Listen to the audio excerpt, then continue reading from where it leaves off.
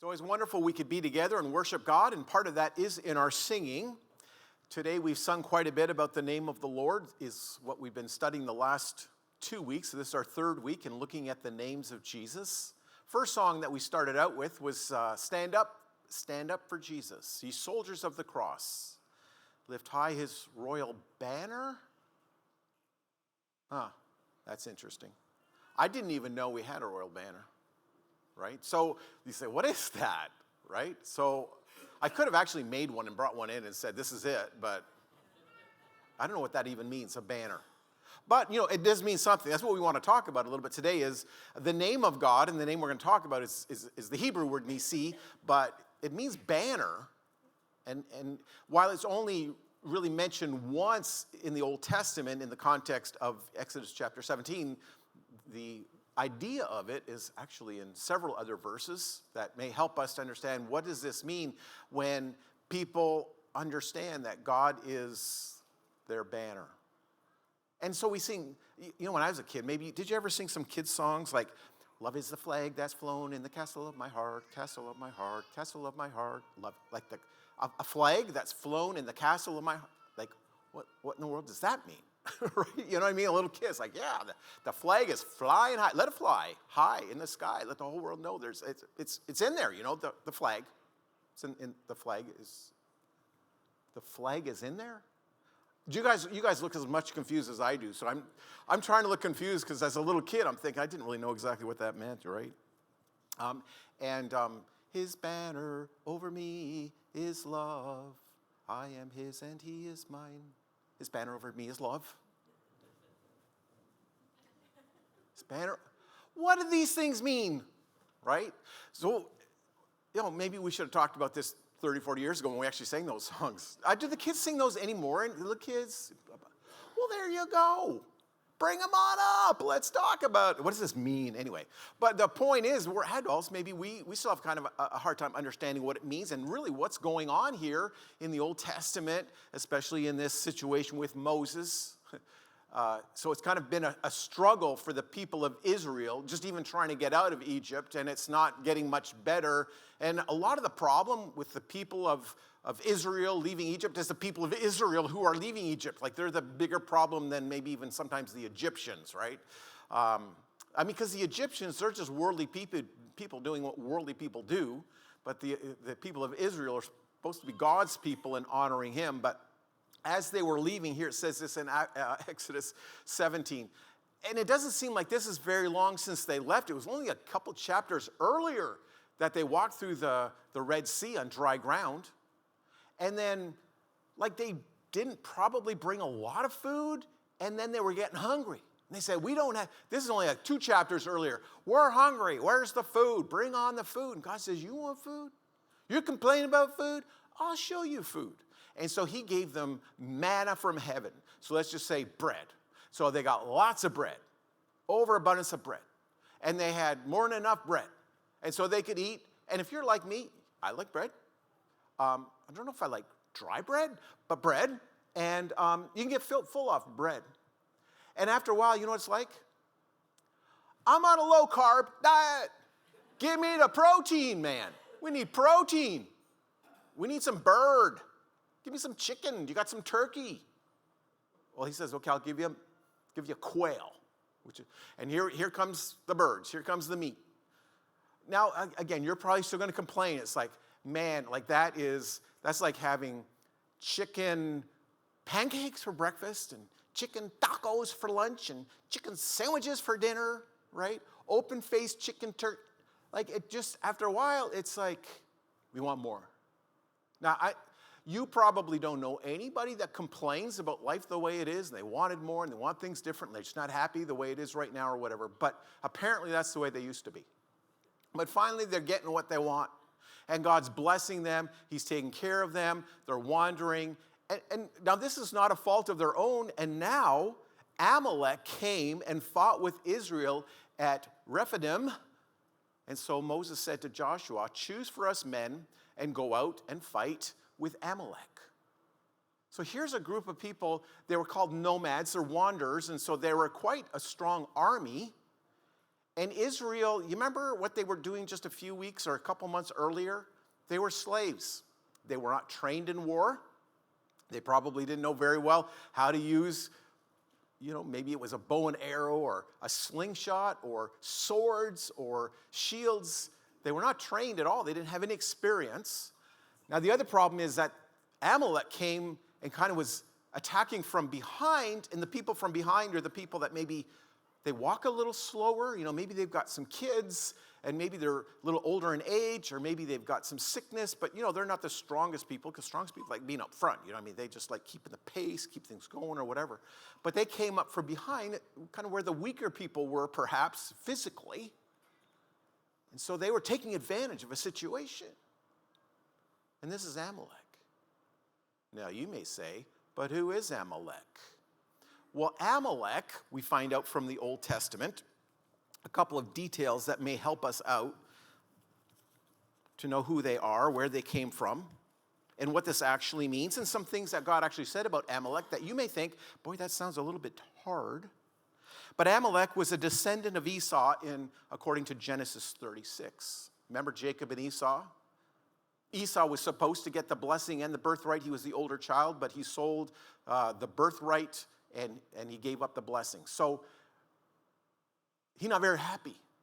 He's the oldest son, not a lot older, a few minutes, but he's supposed to have that. He didn't get it.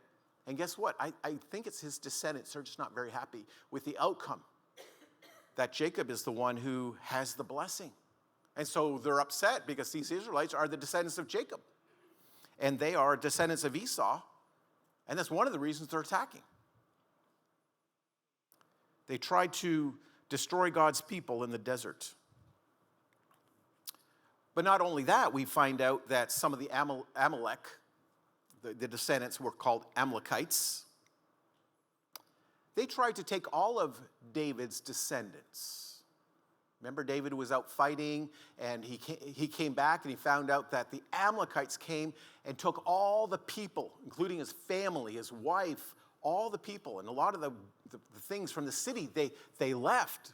They plundered it all when David and his men were out fighting. And then a little bit later on, in the book of Esther, there was a man named Haman. He was an Amalekite. You know what he was trying to do? He was trying to destroy the entire nation of Israel. Do you have any idea what's going on here? Amalek has an attitude, and the Amalekites carry that on, and they're trying to destroy God's people. Do you have any idea what's going on? Well, there's another player in here that you don't see all the time. It's Satan. Satan knew from the beginning that God said that there will be a redeemer that comes. Even when he talked to Adam and Eve, that there would be someone that would come, that would save them. And then through Abraham, a promise, the father of the Israelites, Abraham, through your seed, all the nations of the earth will be blessed. Satan knew this. So what do you think Satan's going to do? Full time, all the time, with all his strength, with all the people that he can muster, with whoever he can influence that may even be a human on the earth, is if he can destroy this bloodline of Abraham, a redeemer will never come. The promise will never be fulfilled. And every single human being that ever lived belongs to Satan and will spend forever in hell. That's Satan's plan. It was from the beginning. You say, really? It's from the beginning? You see, from the beginning, you remember what God said in the garden? He said that there will be a seed coming from mankind, from Adam and Eve, a seed, a child, a descendant, could be a great-great-grandchild, it could be, but somewhere along the line in the generation, there will be one that comes that will destroy Satan. It says it will crush his head. Satan didn't know when that was going to happen, but he knew it was going to happen sometime. So what do you think happened next? So we read the story of Cain and Abel. What's really going on here? Well, there's this guy named Abel, and he's worshiping God. He's following God. God is pleased with him. And then his brother, Cain, he doesn't really listen to God very well. He wants to do his own thing, pretty independent, and he actually becomes rebellious against God. So you got these two guys. You know what we see? We see two brothers. Have you ever seen Satan in there? Because Satan's right in the middle. I got to tell you, he's right there. Because what happened? I mean, I can understand Cain being upset or being mad, but mad to the point that you want to kill. Where did he get the idea that, hey, this would be a good idea? I'm going to kill my brother. He got that idea from the pit of hell. Well, why would Satan want his brothers? Because Satan was probably thinking, Abel is this promised one. It's the one who's going to destroy me. If it's not him, maybe it's going to be in his line. But if we can destroy that line. Satan wasn't just concerned about killing one man. He was concerned about killing the plan of God. So this is the way it's been working all the way through the life of the Amalekites. They're trying to destroy the people of God. So here they come, fighting against the Israelites. Perhaps, the Satan thought, Israel's been slaves in Egypt for 400 years. What are the odds that a Messiah is going to come through a bunch of slaves? They have no power. They have no position. They have no freedom. They have no ability to make their own choices. But now they're free. And Satan's afraid. Whether it's now or in the future, this Redeemer is going to come. And so he wants to destroy the people. So that's kind of what's going on here. We find out a little bit more information from Deuteronomy 25, and this is probably 40 years later, and Moses is recalling and reminding the people of what had gone on before when they first got out of Egypt. And it says this, remember what Amalek, these are the Amalekites, he's remembering back on what happened of what we just read about. That Amalek did to you on the way you came out of Egypt, how he attacked you on the way when you were faint and you were weary, and cut off your tail and those who were lagging behind you, and he did not fear God. Remember, this is how he did it. This was kind of what's behind the story we don't quite see in Exodus. But Moses is saying, this is Amalek. These are the Amalekites. And we're going to find out, God takes a really firm stand against these people. So here they are back in Exodus 17. So this is Moses talking to Joshua. Here's the plan. Tomorrow I will stand on the top of the hill with the staff of God in my hand. And so Joshua did as Moses told him and fought with Amalek, while Moses and Aaron and Hur went up to the top of the hill. I don't know what you think about this plan. Maybe if you're Joshua, you're thinking, so let me get this straight. You're going to be way up there where it's safe, away from harm, away from danger, away from the war. And you want me to get down here with some people that don't really know how to fight, got a few weapons, here we can do something, and we're going to fight against all the Amalekites. And Moses says, yeah, that's pretty well it. It's like, now Joshua has faith, because he believes that God's going to work. And sometimes we wonder, well, what's Moses doing up on the hill or in the mountain while the men are down fighting? Like, what difference would that make? Don't we really need all the men engaged in battle? And see, what we're going to find out, there's a real balance here. And there's got to be a balance in our lives too. And I think that's maybe one of the most important practical parts of this lesson, to see there's somebody on the hill and there's somebody down in the fight. And God's going to work this out. And so this is the plan. Moses is standing the ground, and Joshua and his men are down in the heat of the battle. Moses built an altar, just when he was up there, let's build an altar, and called the name of it, "The Lord is my banner," saying, the hand of the throne of the Lord will have war on Amalek from generation to generation. So here's what happened during the battle, though. Moses is up on the mountain. So what does that represent? Well, somehow he's praying to God, because he's literally there. I'm not sure if he's holding up the staff. He had his staff with him, or at least he's just holding up his hands. And he is over 80 years old now. So I don't know, probably hasn't been to the gym that much in the last while, probably. And I just finished saying they've really not been eating really well, probably a little too many carbs. So he's holding up his hands while the battle's going on. And what does that represent? He's calling out to God? Is he worshiping God? Is he praying to God? But there's something to do with this worshipful experience, this expression of trusting in God. And certainly there's nothing wrong with raising hands. In the Old Testament, they raised their hands sometimes to pray. And sometimes, I probably shouldn't even say this in the church, but, sometimes we even sing songs about, I lift up my hands, but we don't do it. But that's okay. Don't, if you don't want to. But, we sing about it, so we're close to getting there. But we don't usually sing with our hands lifted up. We certainly wouldn't sing every song with your hands lifted up. But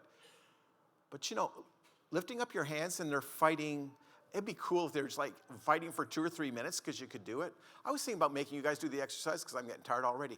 But, here, let's just hold our hands up for the rest, And, I could say then the last person to lower their hands out, the lesson will be over.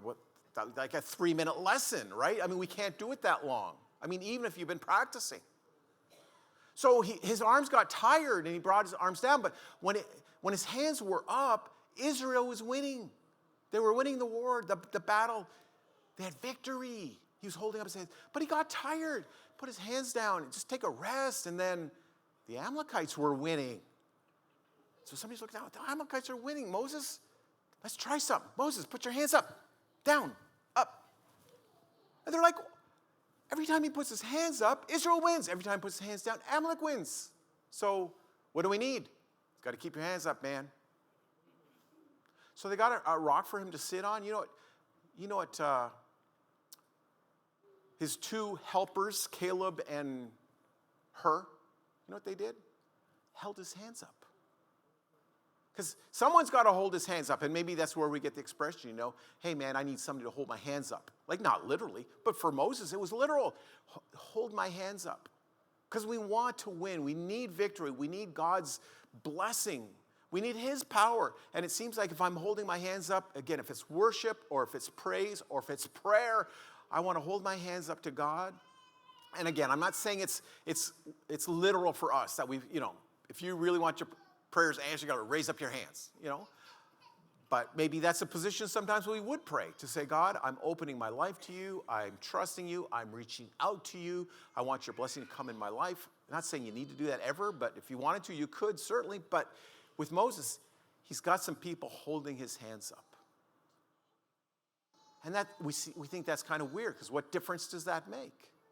Well, I think what it's trying to teach us is a couple things. One, whether the guys down fighting the battle understood what was going on or not, I don't know. But maybe after the battle, they told them and said, you guys were fighting down there? I said, yeah, we did really good. We won. He said, but yeah, sometimes you were losing, weren't you? Yeah, because they just got a little edge on us, and then we got our gusto back, but in the end, we won. Yeah, you guys are really strong. You guys are really talented. You guys are really gifted. Man, you are, you're the best of all time. You're just it. It's like, no, guys, I can tell you, had nothing to do with you. This fight, it was not your fight. This was God's fight. Well, how could you say that? Well, because Moses was on the mountain, his hands went down, and that's when, they were putting a beating on you. That's when you were losing. That's when some of your men were dying. But then when Moses' hands went up, so it was God. He's the one. And so we get to this idea, well, what does this mean? So Moses built the altar and called it, the Lord is my banner. The banner. We don't talk about banners very much today. But now sometimes when we talk more about flags, and flags, like what organization does not have a flag? You ever been to any rallies? People got flags. You've been to some marches? People got flags. People want a statement? They got flags. But even back in the day, flags were really big for a nation, right? And they still are today. So here are some flags that people walk around with flags. And what does that mean? Well, military flags mean something. And so if you can know what the flags are, read the flags and understand, well, maybe this is a branch of the army, and so, or the military anyway. But the military has flags. Countries have flags. Some businesses have flags. So people have flags because that becomes their identity. Today we have, because we're not so much, you got to see the flag flying from the outside of my building to know who we are. Some businesses do that though, right? Some big corporations, they got their own flag. But a lot of times people have what's today called logos. Now, if you got a logo, now does anybody know what like the Nike logo looks like? Well, I think almost everybody does, right? Because it's so branded on clothes and on shoes, and so they've got a logo, and nobody has to say, you see that pair of shoes there? You say, yeah, I know they're Nike. How? It doesn't say Nike on it. How do you know? Because I recognize the brand. I recognize. So this is the idea of a banner. This is a symbol, a picture, a representation. It's not the flag itself. It's not the logo itself on the shoes. It's what it represents. And so this is the idea. So even, just a few months ago in the Olympics, right? So when people win, a lot of times they would have the flag. Well, what's the big deal? They're the one who ran the race. Our country didn't run the race. Did you help out? I wasn't involved. But they're saying, I represent the country, right? It's not just me. It's my country. And this is who I stand for. This is who I run for. This is who I train under. This is kind of who I share the glory with, my country. Like these girls could have maybe said, I'm going to wear some knit slippers that my grandma made me. She had a lot more involved in my victory and my training and my success than the country itself. But no, it's not. It's not even about her grandma's slippers. It's about the country. So there's a flag. So that kind of takes us back to this. So we are a little bit more accustomed to, love is the flag that flies in the castle of my heart, or, the standard, sometimes they call it a standard, the thing that we hold up. That represents who we are, where we're from, where we get our strength, where we get our power, technically even where we get our life. It's where our citizenship is. That's the whole idea of this flag. So here are some other verses that kind of talk about this idea of looking to God and saying, He is the one that I serve under, that I work under, that really my whole life is entrusted to Him. So Psalm 20. May we shout for joy over our salvation, and in the name of our God set up banners. So that's kind of like the flag. That's kind of like, whether they did it literally, I don't know, but it surely means that they're saying we are under God. And may the Lord fulfill all your petitions. There's something about the people when they worship God, they say, Lord, we are under you. We submit to you. We realize that you are the one who gives us victory, that gives us the power, that gives us life, that you deliver us from the enemy, that you help us to overcome, that you give us strength when we're being tempted, that you bring us together in unity and in peace, and that you give us the ability to live the way you've called us to. That's not always easy, and I can't do it by myself. I can't accomplish anything by myself. But with God, Paul says all things are possible.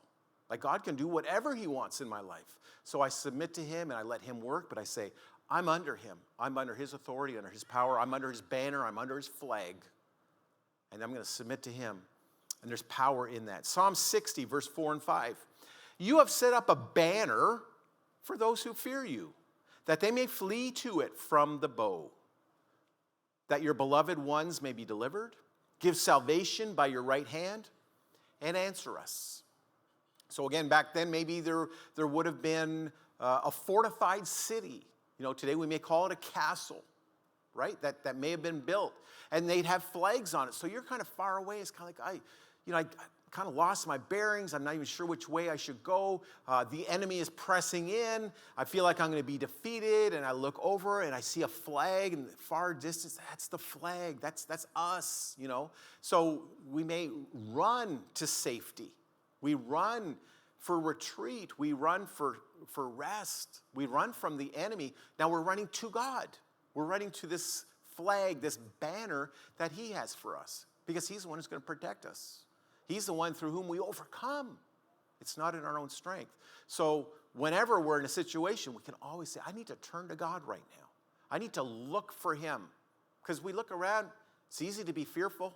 It's easy to feel discouraged. It's easy to feel, well, I'm really tired and I'm faint. Maybe I should just give up. Maybe I should just surrender to the enemy. Maybe that would be easier. But we say, no, I've got to look for God. I've got to find out where he is so I can run to him because I know there's safety there. And this is what he's saying, that God is the banner. He has set that up that we can run to him. And I don't think this was a physical city. It's a spiritual thing going on. And so we don't run to a physical city. We don't even run to a physical building. I mean, if you're really struggling, you don't have to run here to the church building. But now you may run to God's people, right? Now, why would you run to God's people? Because they can help you. And you know how they can help you? Usually it's not because, I've got some wise, sage advice I can share with you to help you through this problem, right? No, usually it's like, hey, let's just pray together. Let's just spend some time calling on God. Or maybe let's spend some time in tears. And we can just cry out to God and have tears running down our face and say, God, we need you now. Come, rescue us, deliver us, give us peace. Give us strength. We want confidence in you. No matter how this is going to turn out, we trust you. And we lean on you. And it's painful. But God is there. And so gathering with God's people, surely that should bring comfort and strength and a blessing. It doesn't necessarily fix all the problems. But we know God, at the end, God will fix all the problems. He'll make all the wrongs right. He'll take away all the pain. He'll wipe every tear from the eyes of those people that love him and those people he loves. That's what he does. He's a caring father. God is always there. He wants to deliver us. Isaiah chapter 11 and verse 10. In that day, the root of Jesse will stand as a banner for the peoples, and the nations will rally to him, and his resting place will be glorious. See, this root of Jesse is talking about the Messiah, that eventually the Lord is going to come and dwell in the world. And he's going to reveal the Father. And he's going to establish a kingdom. And he's going to make some promises. And he's going to help bring all of this together. The root of Jesse, he's coming. Now, for us, he's already come. This Jesus, he was the root of Jesse. He's the promised Messiah, according, even when we look at, especially the chapters in Isaiah, chapter 11, but then we've also got Isaiah chapter 9 and Isaiah chapter 6 that all talk about the power and the glory of God. And so the root of Jesse, he's going to be our banner. He's going to be the one we're going to serve under. He's going to be the one we're going to run to. But what does it say here? It's for all the nations, which kind of would be surprising to some Jewish people. They're about on their way into Babylonian captivity. Now you're thinking, but if it's for all nations, in their mind, it's like all nations right now, there's either you're Jewish or you're Babylonian. Jewish are good people in their minds. Babylonian, bad people, right? So it's kind of like, but this is going to be for everybody. It's going to be for the Babylonians as well. So the root of Jesse is going to be a banner. It's going to be a flag. It's going to be the one that we know we can trust in and we can believe in. We can put our faith and our confidence in him. Proverbs 18 verse 10, the name of the Lord is a strong tower, and the righteous man runs into it and is safe. See, we've talked about this before, but the name of the Lord, the glory of the Lord, the banner of the flag of the Lord, strong tower. And through that we find safety and rest. We find his glory, and we find his blessing in our life. It's the flag. It's the banner. It's what we hold up. Because when we go to the flag, when we go to that tower, when we go to that standard, that's where we find life. So we talked about the root of Jesse. He was on a banner. He was on kind of a flag. And it wasn't made of material that was hanging on that flagpost, was it? It was his body. He was hung up. Remember in the Old Testament, people of Israel got themselves into trouble quite often. At one time, they were complaining so much, God allowed serpents to come, and they started biting the people. And the people were being infected, and then they started dying from these snake bites. And the people called out to the Lord, Lord, we've sinned because we've been complaining and we've been rebelling against you, and come and save us. And God told Moses, make a serpent out of bronze and put it on a bronze pole and hold it up. You know what he said? Whoever looks at this bronze snake will live. You'll be healed. You can have life. That's a whole other story. But that's kind of like holding up the standard, holding up the flag. But you know what Jesus said to Nicodemus in John 3? Just as Moses held up that bronze snake for people to have life, so the Son of Man will be lifted up. So the Son of Man. If you look to him and if you trust in him, if you say, I want to be under that banner, I want to be under that flag, I want to trust in him, I'm going to run to him, you can have life. You can be saved. You can have peace. You can have the blessing of God. At church, sometimes we talk to Christians and we say, hey, let's be encouraged to live this way. And sometimes we realize that sometimes there are people that come to worship with us have never made the decision to say, I want Jesus to be my banner, my flag. I want to live under, and I want that life that he promises. And really for that to happen, you have to understand just a couple things. First of all, you need to realize you've been bitten by a snake.